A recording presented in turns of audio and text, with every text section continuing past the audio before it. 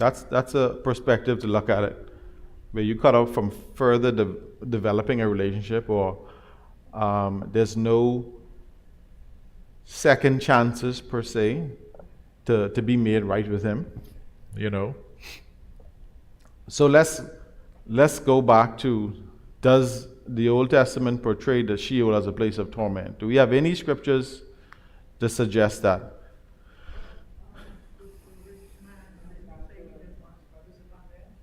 Yeah, well, we can get to the New Testament, right? Because what we're trying to do is we're trying to go from the Old Testament, and we're going to understand the thinking of the Old Testament as relates to hell or Sheol, and we're going to move our way up to the New Testament, okay?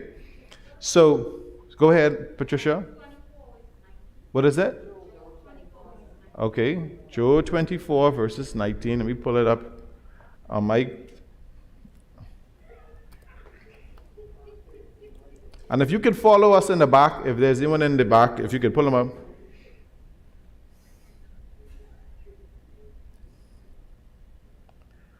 All right, let me put up the... Yeah, Job has a lot to do with Sheol. And we're going to look at some of those. Now, where's my NIV version? There we go. You can stick to the King James, that's fine. Job 24:19, as heat and drought snatch away the melted snow. So it's making a comparison how heat snatches away snow, so the grave snatches away those who have sinned. So as heat quickly dissolves, right? So the grave, and this one here says the grave, right? I don't know what the other versions say. It could say hell, but snatches away those who have sinned. Okay, let me go to 22.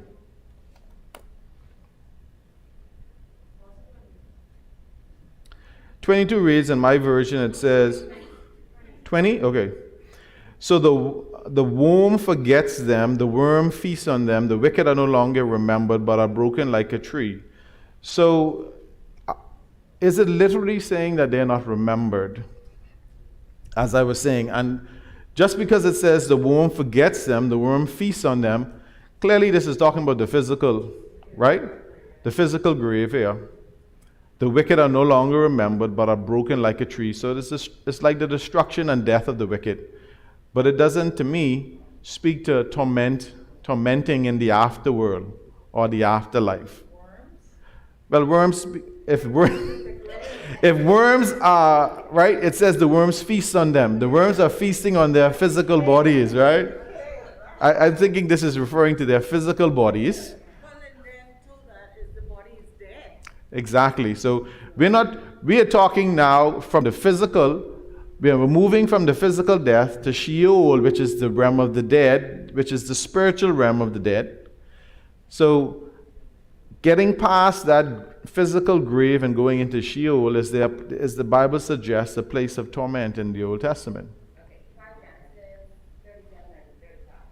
All right, Genesis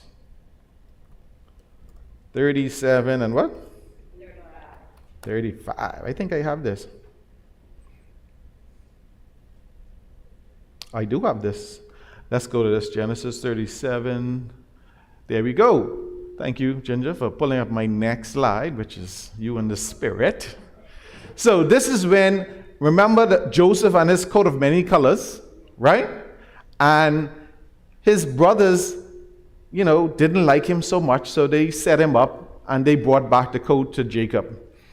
And it says let's see. So after finding out, let me go to verse 34, it says, and Jacob tore his garments and put sackcloth on his loins and mourned for his son many days. So what was this? He was in sorrow because he lost his son. All his sons and all his daughters rose up to comfort him, but he refused to be comforted and said, no, I shall go down to Sheol. I shall go down to Sheol to my son mourning. Thus his father wept for him. So he was basically saying, I won't go down to Sheol with my son. So his son went down to Sheol. He believed his son had died. And he's actually saying, I won't go down too. Does this suggest a place of torment? All right.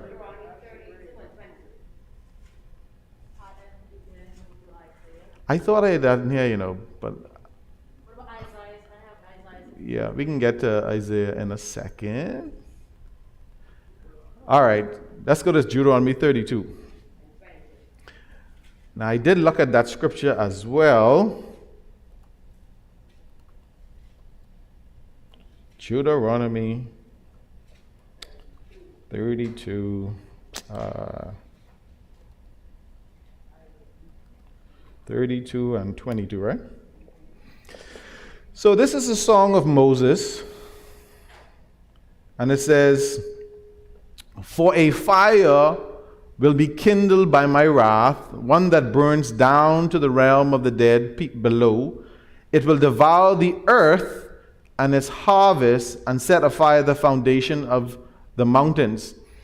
Now, on the surface, it may seem to point that, hey, Sheol is burning, but this is saying his wrath is kindled like fire, and it extends, or the consequence takes you down into Sheol, or the consequence is death. Because you will see, if we could get that up, anyone understand? Oh, well, all right. But if you look at the second half of verse 22, it says, "It will devour the earth and its harvest." So this is clearly speaking of something in the physical realm. "And set afire the foundations of the mountains." And to me, it doesn't even necessarily mean it's literal. It just means his wrath is like fire coming down to destroy. And its consequence is down, it takes you down into Sheol, but it doesn't, because the fire, for a fire will be kindled by my wrath. So, his wrath is carried out sometimes like fire. Like he's saying, I'm coming to destroy your wickedness, but it doesn't suggest that Sheol has fire. It's just saying that his wrath is kindled like fire, and it takes you down into Sheol. Means his result of his punishment will be death. You get that? Be honest if you don't get it. If you don't agree with that interpretation.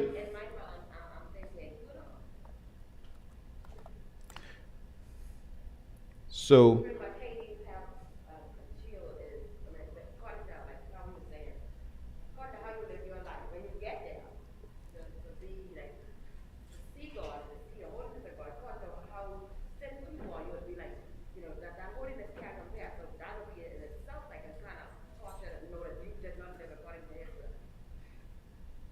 and I agree that the reality of not pleasing God is tormenting, but I'm talking about like a fiery torment does the Old Testament speak to a fiery torment in Sheol? As we mentioned before, this is like a holy place.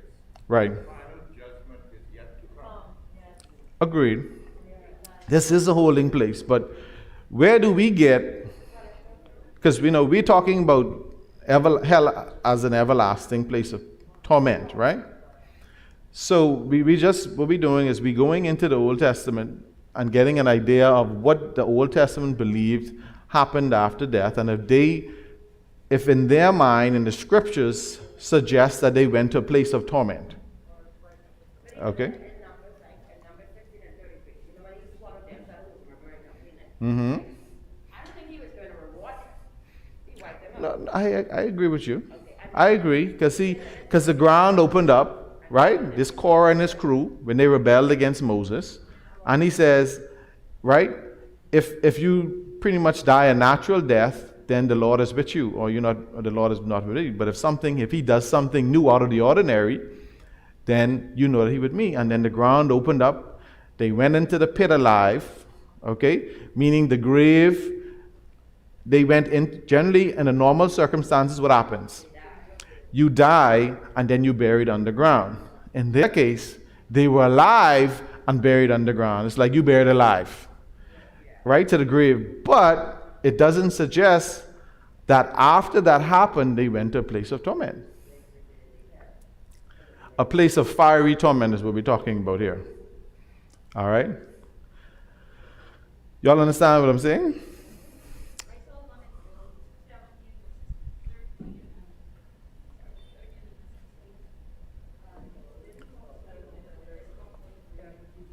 Okay, let's go to Job 17. Job 17, verses 13.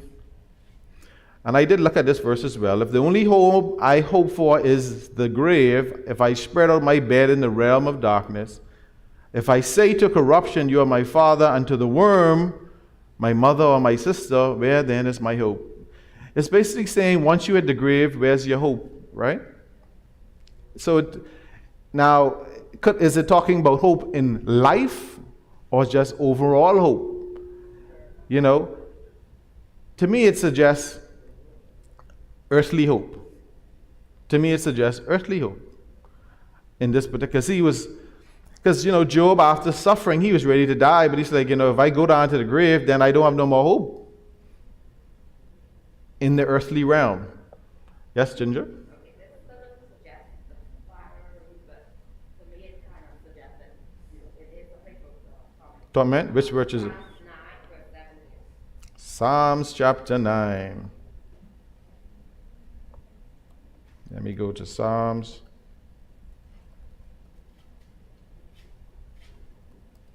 Chapter 9, verse what? 17. It just says, the wicked go down to the realm of the dead, which is Sheol, and all the nations that forget God. But it just says that the wicked go there. But so does the righteous. And if you read it, I'm thinking this one, let's go to a psalm. Because when you look at the psalm, even in Job, it talks about, hey, the wicked the righteous go down to Sheol, the wicked go down to Sheol, everything goes down to Sheol. You know what I'm saying?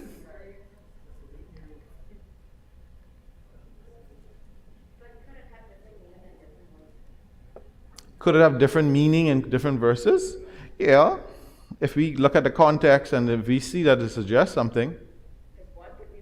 See this Job passage here. Sorry? Yeah. That's why I think later on, if there was in the New Testament, I think it referred to Sheol, and then further on, I think either in Revelation, when I look at Sheol again, it had a different meaning.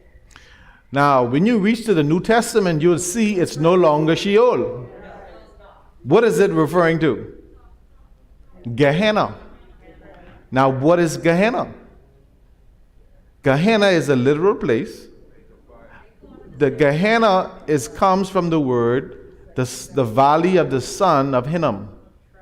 And we're going to look at that a little bit next week. Okay? Sorry? Hades is the Greek term, is the New Testament, the Greek term, basically, and we can look at Hades next week as well. But Gehenna was it ties back to a literal place outside Jerusalem, and we have a picture of it here, and we're going to get to it. I don't want to rush it, but this valley that separated the Judahites, or the Jews, and the Benjamites, and what did they do here? They dumped trash now, or in the late centuries, but before that, in the times of the kings, what did they do here? This was a place of burning sacrifice where the Israelites brought their children to offer as a sacrifice to Molech. So this was a place where they were burning sacrifices to false gods or the pagan gods. And this is what Jesus refers to when he talks in the New Testament almost exclusively. He's talking about this Gehenna, this place of fire of those who sacrifice their children to false gods. All right? So anyway, we're out of time. But you have a minute? So let's look at this verse here. Well, before we get into that, because I don't want to skip over a lot of things, but we're going to go into some more. But I want you to continue to look at the Old Testament to see if you could find any verses that suggest torment. Now, for some reason, even though if you may not be able to find it, when you look at some of the intertestamental books, like Enoch and some other ones, it suggests everlasting torment. So we got to figure out, okay, how does they connect everlasting torment based on the Old Testament scriptures? When you look at Enoch chapter 22, But it's before Christ, before crucifixion on the cross. yeah, this is the intertestamental period. So we're looking at the Old Testament, then we're looking at some of the intertestamental books, right? First Enoch 22 and 27, Second Baruch, Ezra, some of these here. You could look at them if you want, but I'm going to present some of the intertestamental literature to show just their mindset of what it was. And when you look at the book of Enoch, you'll see that the book of Enoch in chapter 22, it talks about this place, and it's like a place of Sheol, where there were 3 sections. One for the righteous, but there was like a division, right? The area for the righteous, that was okay, that wasn't this place of torment. Then they had this place here for the unrighteous, that didn't really follow God, with some more with some sense of torment. And then they had this next section over here for the very wicked, who experienced greater torment. So there's at least this 3 section. Now that's in Enoch, so you can't really we cannot build scripture off of it, but it's just to show you what the thinking was in that intertestamental period, which led up to the New Testament. So by the time as Jesus, they already had some type of mindset, whether it's incorrect or correct, that the afterlife involved some sort of torment. Okay? And then we can move into the New Testament, where it talks about Lazarus and how Lazarus was in, we assume, a Sheol, where it was okay, where he wasn't in suffering, but the rich man was in a similar place where they could communicate, but there's this big gulf between them or whatever, and he was suffering. It was a gate. I remember it being a gulf, but Lazarus and the rich man, yeah. It was a gate? I don't remember it being a gate, but let's look at it. Yes, Jonathan, before we close.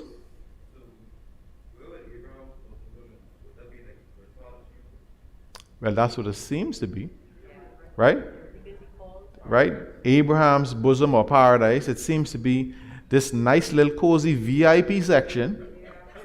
But notice it wasn't called heaven, it was called paradise. Yeah, it wasn't called heaven, right? Because it's clearly in the section of Sheol. Well, I shouldn't say clearly, but it's assumed that it's in this section, the realm of the dead, which continues from the Old Testament, where the righteous and the unrighteous went. Yes?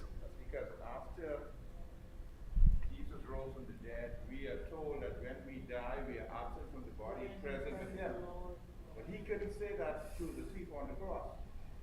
He was still, he had not risen. So all he could do is tell the thief that you will be to me in paradise. Yeah. But after his resurrection, we have the assurance that when we die, we don't go to paradise. We go into his presence. Right. So paradise is different than heaven, right? And we know that Jesus, when he died on the cross, he didn't ascend to heaven until a time later. So that's why the debate is, when he says, today you will be with me in paradise, that doesn't even mean today, but it could mean today because it's talking about a different place. So if it was paradise in Sheol, then yes, he could be in paradise with him today.